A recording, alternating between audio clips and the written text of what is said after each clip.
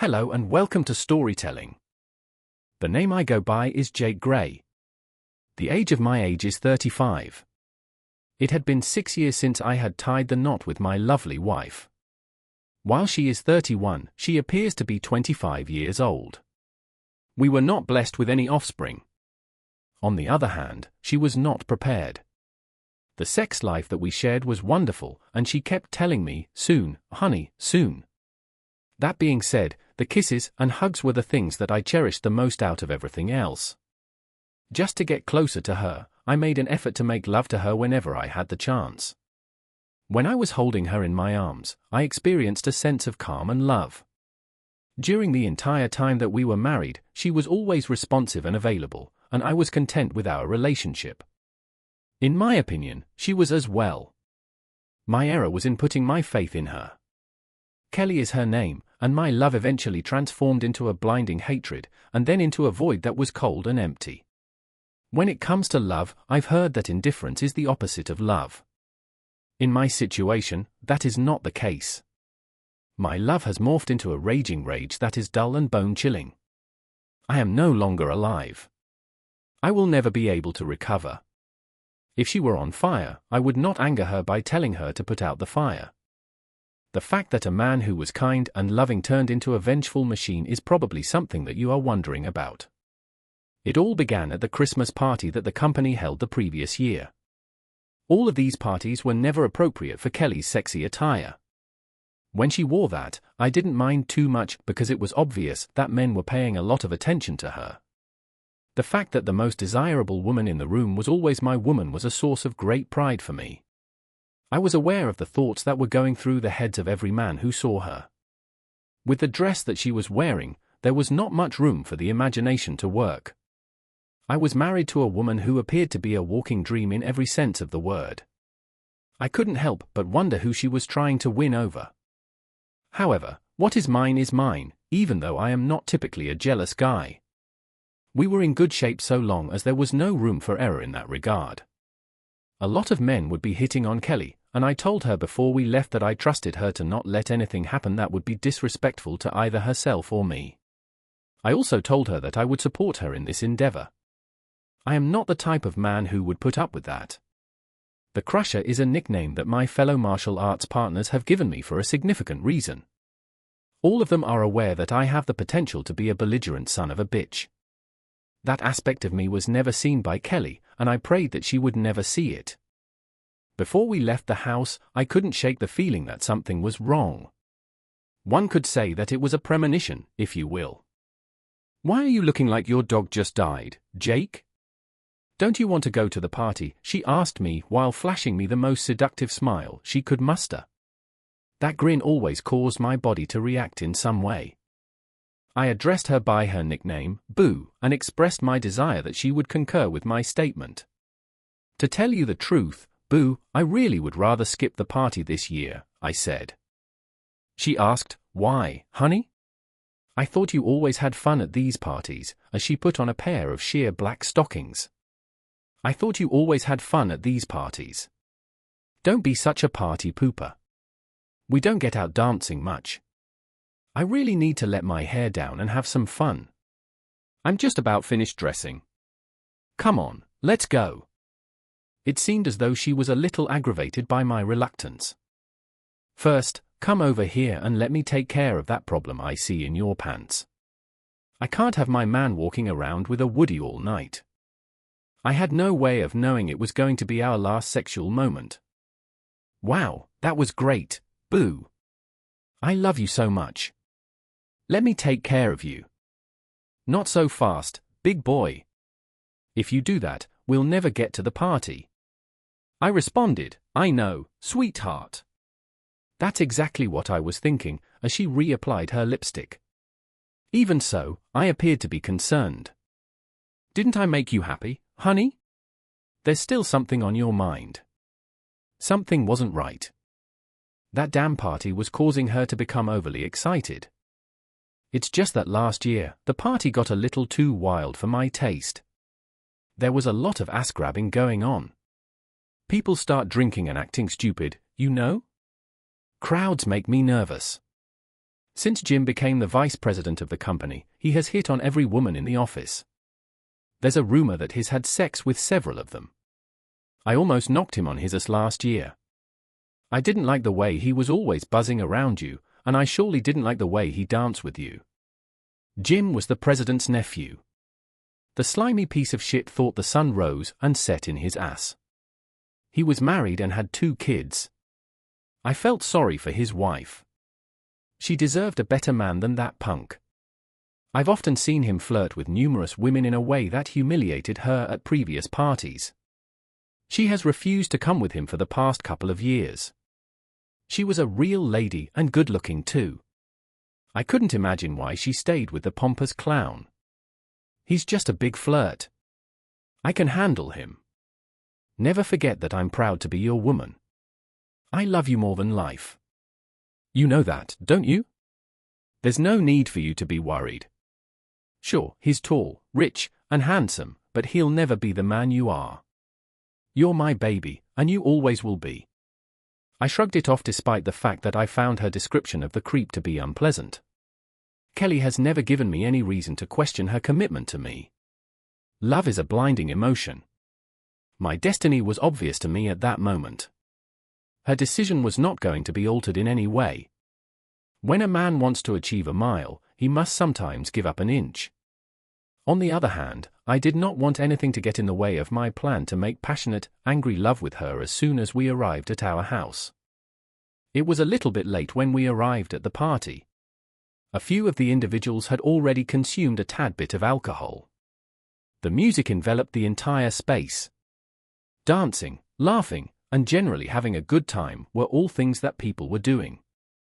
I made the decision to make an effort to blend in with the crowd and to keep my fingers crossed that the evening would end sooner rather than later. Jim Stevens came over to me as soon as we walked through the door and gave me a feeble attempt at shaking his hand. It was as if I had touched a snake to my skin. He glared at Kelly in a lewd manner, took her hand, and kissed it for a considerable amount of time, completely ignoring the fact that I was present. The rapid beating of my head was brought on by my high blood pressure.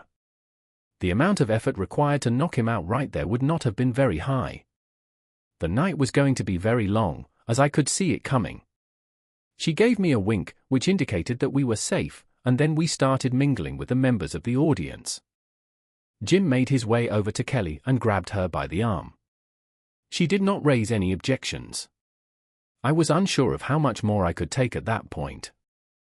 A wolfish grin appeared on his face as he said, "Allow me to introduce you to some of our new staff members. You don't mind, do you, Jake?" He didn't wait for me to respond to him. After Kelly gave me her "please relax" look, I decided to ignore it and move on. Eddie, a close friend of mine, witnessed what was taking place and dragged me over to a group of men who were engaging in a drinking game and telling lies while their wives circulated and gossiped about whatever it is that women talk about. I acted as if I was drinking. I have never been drunk. It's important to me to keep my wits about me. Even though I was having a good time with my friends, I couldn't help but occasionally find myself looking around for Kelly. It came to my attention that she was dancing with a couple of males. It seemed as though everything was legal. How much time had passed is something I am unsure of. I was aware that I was prepared to return home and ravish my bride. We hadn't had a sexual encounter in a couple of days, which was a significant amount of time for us. On the other hand, I was relieved that she was able to relax and let her hair down, as she mentioned. I had fulfilled my obligation. I went in search of her. She was nowhere to be found, and I couldn't even fathom where she could possibly be. All over the place, I looked. Upon seeing her friend Pam, I inquired as to whether or not she had seen Kelly. Pam told me that she had seen Kelly dancing with Jim approximately 15 minutes ago. She appeared to be a little anxious about the situation. My hair on the back of my neck stood on end as I felt it stand up. In response to the unsettling sensation that had been following me around, my stomach began to tighten up. It was outside of the ballroom where I started looking for her. While I was looking into a small conference room that was not being used, I heard voices. I made the decision to look into it. The sound of a woman in the throes of passion was audible to me. His voice sounded like Kelly's. I couldn't believe what I was seeing. My devoted wife was positioned in such a way that she was bending over the arm of a chair while the slime ball himself entertained her. First, I was unable to move at all. It seemed as though I was having a stroke. Because they were so preoccupied with what they were doing, they failed to notice that I was standing there. Before they noticed me, I marched over to where they were and stood there for a while. While she was attempting to gather her composure, she shrieked, "Oh my God, Jake, let me explain." I uttered those words with as much viciousness as I could muster. "You have nothing to say to me, you are lying. I worship the ground you walked on, and this is how you repay me? We're finished. You are no longer my wife. Look at me." The woman was unable to lift her head. The moment I grabbed her by the hair, I compelled her to look in my direction. "What do you see? Do you see the eyes of the man that loved you? They're the eyes of a dead man. You killed my heart and soul tonight. Now I see why you were so eager to come to that damn party. You wouldn't let me because you were saving your cheating for this dirt bag." As soon as she heard that, she let out a wretched sob. No, I don't. Try to talk your way out of this. You've been busted." She was utterly petrified.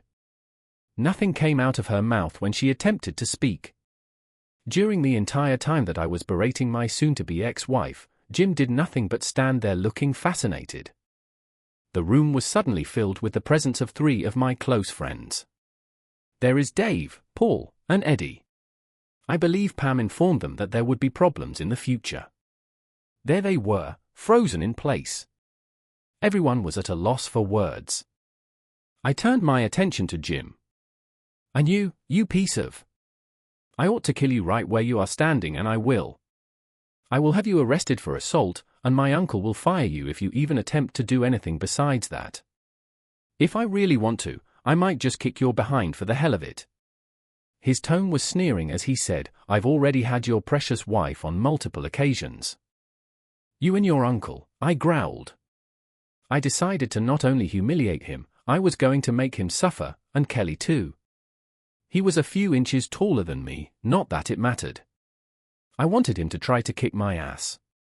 The prick had no idea of what I'm capable of. I allowed my anger to dull the pain as I looked at the woman I would have gladly given my life for. We both knew that what she had done was unforgivable. There could be no excuses or forgiveness. Our life together was over. Even though I wanted to kill him with all my heart, she was not worth spending the next quarter of a century behind bars.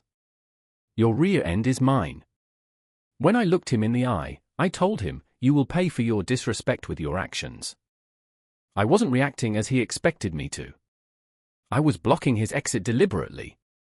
I could see the indecision on his face. He decided to bluff his way out and push me out of the way. That was a big mistake. I easily avoided his hand and gave him a quick shot to his guts. When he doubled over, I grabbed him around his neck and began slapping him with the palm of my hand. The first slap stunned him and twisted his head around as he hit the floor.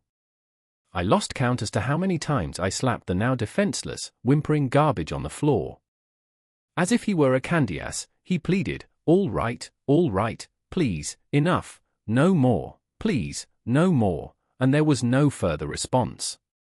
"Not even close to being sufficient, cocksucker. If you choose to take advantage of my wife, you will live to regret it over and over again. You stole something that was rightfully mine.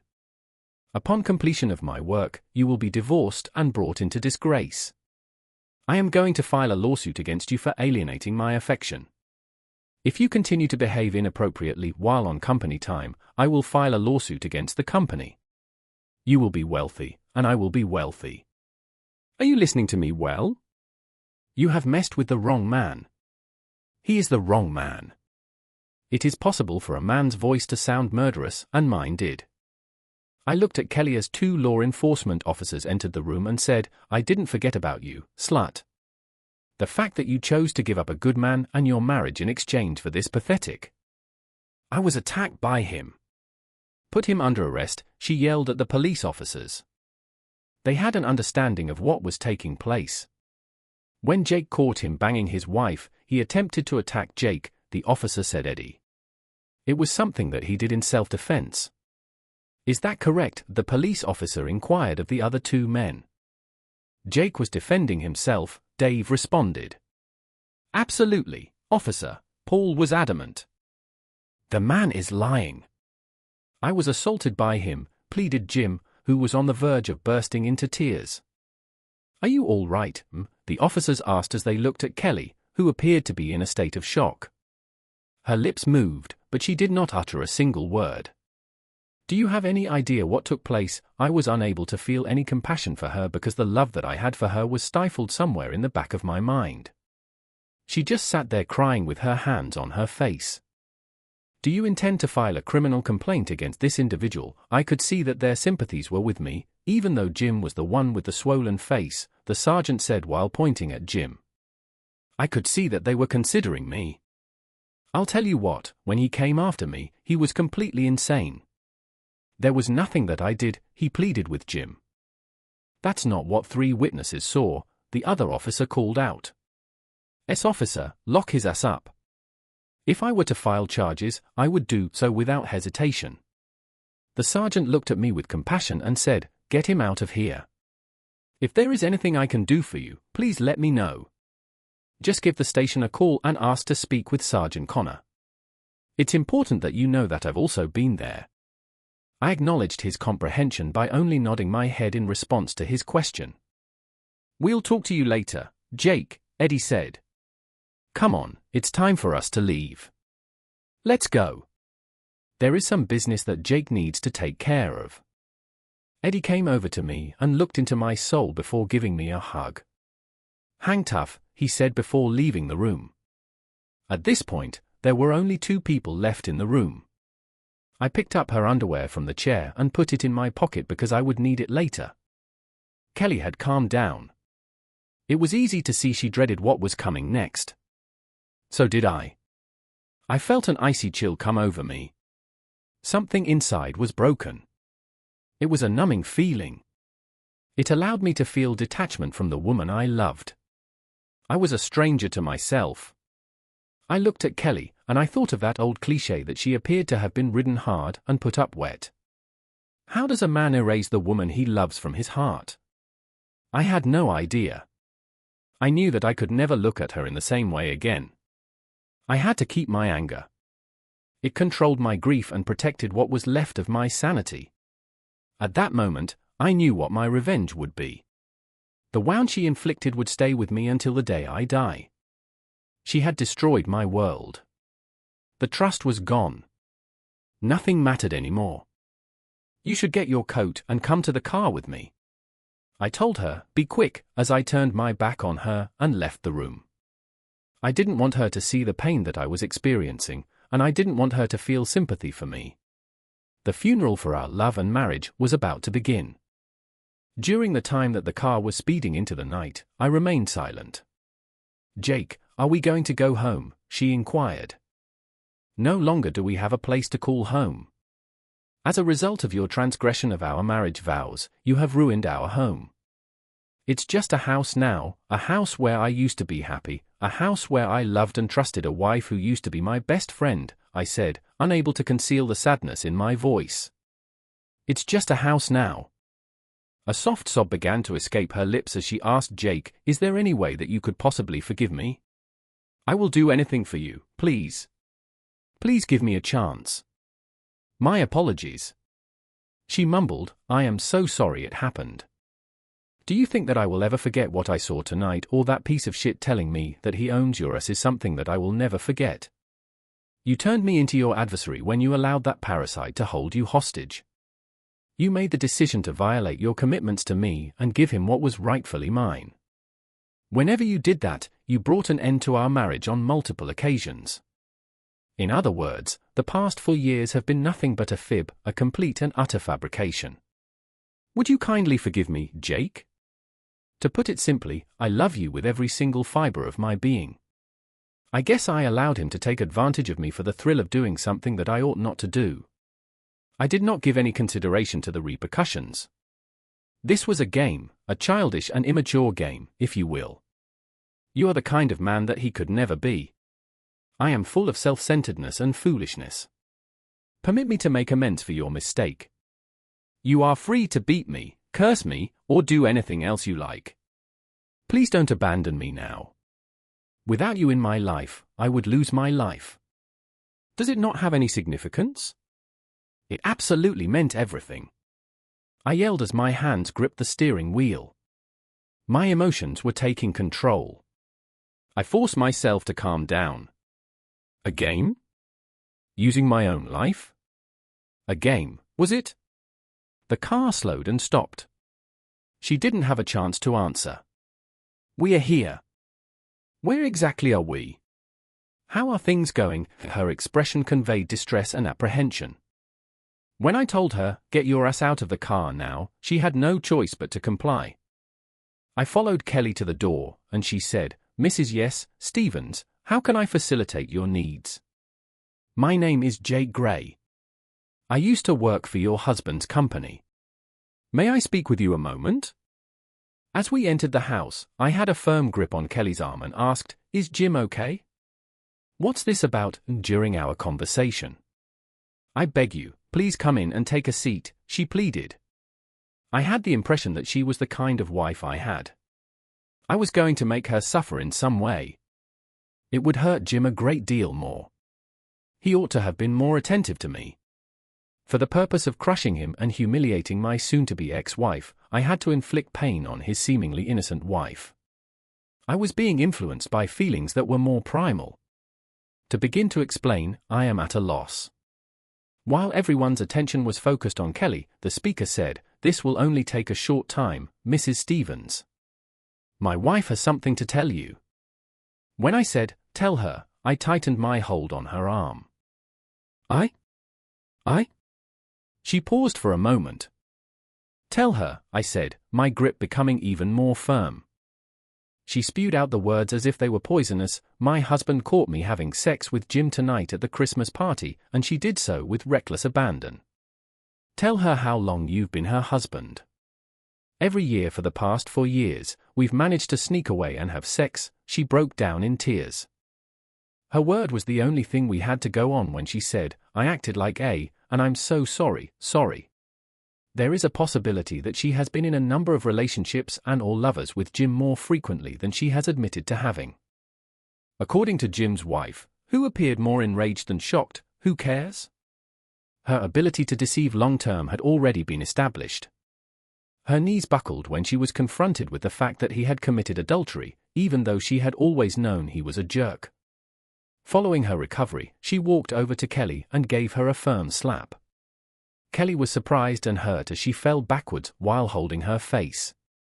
She yelled under her breath, Get that out of my house. While she was speaking, she looked at Kelly as if she were roadkill. When I'm finished divorcing his worthless ass, you can have him, she said. Having the knowledge that Jim was going to be greeted with an incredible welcome home reception when he bailed out was a pleasant feeling. I was well aware that Kelly and I would soon be breaking up for good. When I looked at her, it was painful. Never in my wildest dreams did I imagine that there would come a time when my cherished wife would require my protection, but I would be unable to provide it for her. They said, well, it happens, as we were getting closer to the residence of her sister. I said, we will be divorced, without looking at her. We will be gone. The house will be sold, and I will take 70% of the equity. We'll divide our investments equally and keep our own pensions. If you don't contest the divorce, I will not use adultery against you, which would include the testimony of at least a dozen people who were aware of what you were doing over the past 4 years. I'm sure my 3 friends would be happy to drive a nail into your chest. They were there when I kicked the shit out of Lover Boy. I will then mail the transcript to every friend and relative you have. That would expose you for the liar you are to everyone. It's up to you. As she spoke, she appeared defeated, helpless, and desperate. There's nothing I can do, Jake. Nothing, she announced. You already know the answer to that question, don't you? My revenge against you will last a long time, maybe forever. What are you going to do to me? I know you. You're basically a good woman whose lapse in character has cost both of us a terrible price. I believe that you love me, but it doesn't matter. For the most part, you've been a good wife whose selfishness has ruined several lives. You are also self-centered and manipulative. I guess I chose not to deal with that part of you throughout our marriage. I'll never make that mistake again. Your guilt will haunt you. It will grow and consume you. When you finally realize that I'm never coming back, you'll experience deep depression and loss. You'll crave my forgiveness, having forfeited my love. I want you to go to your grave regretting what you have done to yourself and me and carrying the burden of knowing that you were unforgiven. A car pulled up in front of the house that belonged to her sister. You'll be hearing from my lawyer soon. Don't go back to the house until noon tomorrow. By that time, I'll be gone. I'll come back when you aren't there to get the rest of my stuff. That's it, Jake. Over 6 years of marriage, gone just like that. Goodbye. I gave her back her pants and said, bye. Oh, by the way, take these with you, as I handed them back to her. Her eyes welled up with tears as she stepped out of the vehicle. In addition, tears began to stream down my face. Listener, if you have made it this far, I would appreciate it if you would click the button that says subscribe. This will be of great assistance.